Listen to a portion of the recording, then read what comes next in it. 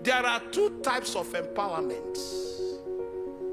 There is external empowerment and internal empowerment. Most of these people are focusing on external. Now, any external empowerment you have is just engagement for some time. You'll be broke again. The best form of empowerment is internal empowerment. Now, internal empowerment helps you to create service and create product. Somebody comes and shares 200 bags of rice. That's external empowerment. And unfortunately, that is what people are focusing on. If you ask a typical black man, why are you poor? He said, nobody helped me. Nobody helped me. Hey, the church, hear this. The church should not focus on external empowerment. It's an insult for a pastor to bring people to the altar and say, I give you 8 million, I give you 10 million, I give you a bag of rice. It's an insult to the personality of the person. I will pay you 60,000 a month. A full grown-up adult whose mates in America owns IT companies. If that man is not empowered within, he will soon be stranded external. The woman was asked, what do you have inside? Not what you have outside. What do you have in the house? For we have this treasure in an active vessel. What is in your active vessel? What do you have in the house? Not what you have outside. Hey, hear me, church. Enough of this embarrassment going on in the church. Giving people free food is not empowerment. You are killing their destinies. Empower them internal so they can create what you are giving to them.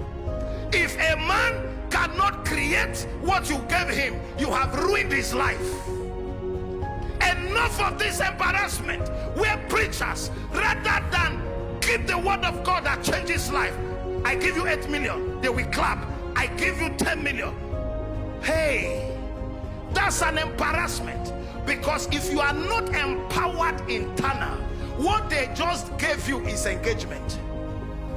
Engagement for some time. You will soon be broke like the prodigal son.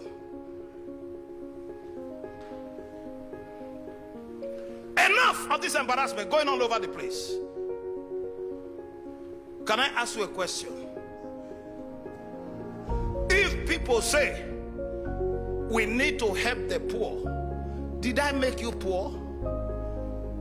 Am I responsible? Why are we feeling as if we are responsible for the poverty of the people? Jesus said in Luke chapter 4 verse 18, the Spirit of God is upon me. As Luke 4:18, the Spirit of God is upon me because he has anointed me to preach the gospel to the poor.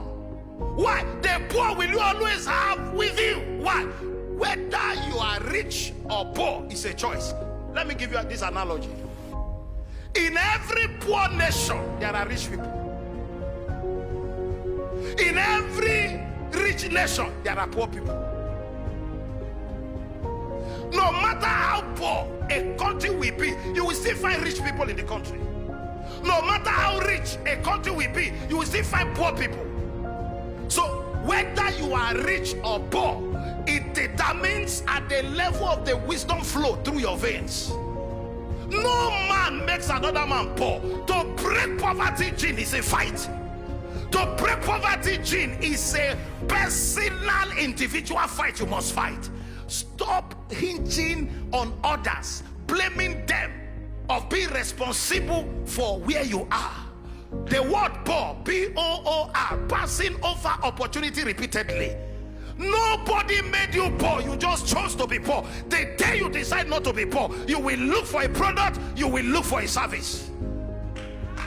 If you make up your mind not to be poor, you will look for what is Wisdom 101. Look for products, look for service.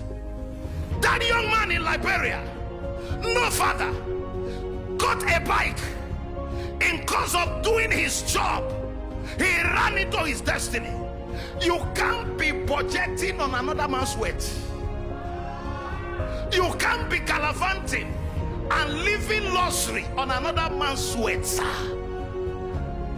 Any pastor that gives you free food, gives you free money, has locked up your future. What he did is not empowerment, it's engagement. Engagement is for a while. Empowerment is for life.